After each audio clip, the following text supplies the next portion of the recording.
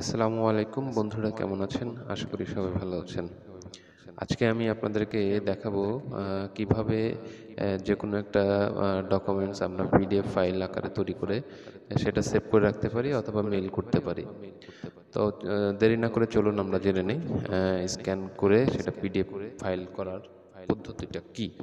প্রথমে যাদের অ্যাপসটি ডাউনলোড করা আছে তাদের তো আর ডাউনলোড করার দরকার নাই। যাদের অ্যাপসটি ডাউনলোড করা নাই তারা ডাউনলোড করবেন এবং প্লে স্টোরে গিয়ে লিখবেন CAM, একটা স্পেস দিন, দেখবেন লেখা আসবে CamScanner, scanner to scan PDF.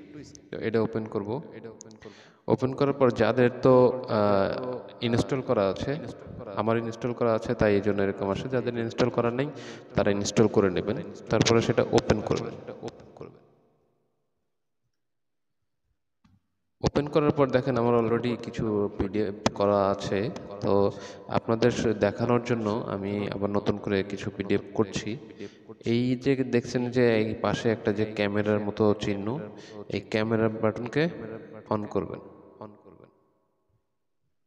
On করলে পরে এখানে বিভিন্ন ধরনের একটা ইয়ে আছে, আইডি কার্ড, তারপরে বুক, কোশ্চেন, এইগুলো আছে। তার কিউআর কোডও আছে এগুলোতে। তা যাদের কিউআর কোড দরকার তাদের কিউআর করবেন না, ঠিক আছে? তা আমি যেহেতু ডকুমেন্টস দিয়ে করবো সেজন্য আমি ডকুমেন্টসটা দেখাচ্ছি। দেখেন আমার হচ্ছে এখানে আমি ছবি তুলছি, একটা ছবি তুলবেন, চাপ দিলে পরে এখানে একটা আসবে, ঠিক আছে?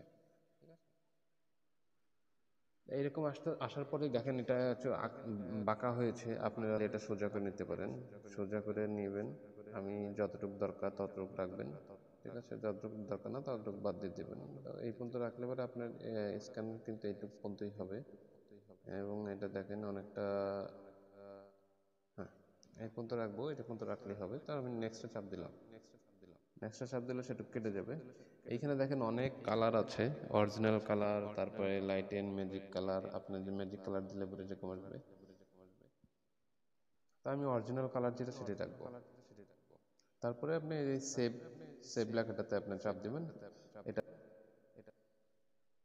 তো হয় কি, আমাদের একাধিক পেজ পিডিএফ ফাইল করার দরকার হয়, তো আমরা তখন আবার অন্য একটা পেজে পিডিএফ করার জন্য এই ক্যামেরা বাটনটি আবার চাপ দেব।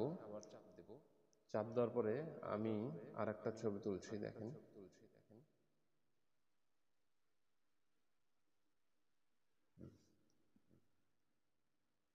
এটা দেখেন একটু বাঁকা হয়েছে, আমি একটু টানে মানে টেনে আর কি সোজা করা, বাঁকা করা যেমনি করেন, ঠিক আছে?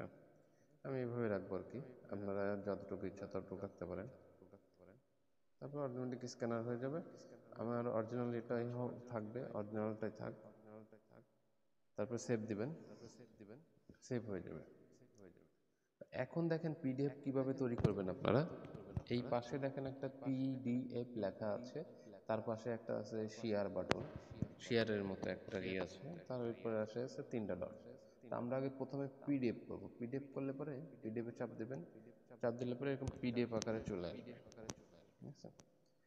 তারপরে আপনি দেখেন এই যে শেয়ার, শেয়ার করলে, শেয়ারের চাপ দিলে দেখেন আপনি মেলে, জিমেল, মেল করতে চাইলে মেল, এবং আপনি যদি কপি করতে কপি করে গ্যালারিতে রাখতে চান, যে আপনার এটা যেটা ইচ্ছা আপনি গ্যালারিতে রাখতে পারেন, আপনার হচ্ছে জিমেলও করতে পারেন।